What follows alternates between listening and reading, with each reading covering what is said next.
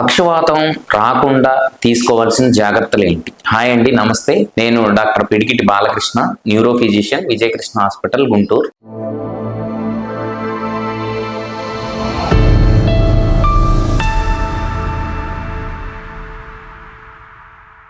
పక్షవాతం రాకుండా తీసుకోవాల్సిన జాగ్రత్తల్లో అత్యంత ముఖ్యమైనది బ్లడ్ ప్రెషర్. అంటే ప్రతి మనిషి 40 సంవత్సరాలు పైబడిన వారు కానీ, లేదంటే ఫ్యామిలీ హిస్టరీలో ఎవరికన్నా ముందుగా బీపీ వచ్చినట్లయితే 35 సంవత్సరాల దగ్గర నుంచే రెగ్యులర్గా బీపీ చూయించుకొని, బీపీ గిన అప్ అండ్ డౌన్స్ ఏమైనా ఉంటే దానికి తగిన మందులు వాడటం. రెండోది షుగర్ అనేది వచ్చిన వారు కానీ, ఆ లక్షణాలు కనపడిన వారు కానీ ప్రతి 3 నెలలకు ఒకసారి ఫాస్టింగ్, పోస్ట్ ప్రాండియల్, HbA1c అనేది 3 months average sugar, urine sugar అన్ని రెగ్యులర్గా చెక్ చేయించుకొని దానికి తగిన మందులు వాడటం. మూడోది స్మోకింగ్ అండ్ ఆల్కహాల్. స్మోకింగ్ అనేది గుండె జబ్బుకు కానీ, గుండె స్ట్రోక్ కానీ, బ్రెయిన్ స్ట్రోక్ కానీ చాలా ముఖ్యమైనది. ఈ స్మోకింగ్ హ్యాబిట్ ఉన్న వారిలో గుండె నరాలు, మెదడులో ఉన్న నరాలు తొందరగా కూడిపోతూ ఉంటాయి. సో స్మోకింగ్ ఎవరైనా హ్యాబిట్ ఉంటే అది కంప్లీట్గా నెమ్మదిగా ఆపేయటం. నాలుగవది కొలెస్ట్రాల్. మన బాడీలో కొలెస్ట్రాల్ అనేది మంచి కొలెస్ట్రాల్ ఉంటుంది, చెడు కొలెస్ట్రాల్ ఉంటుంది. సో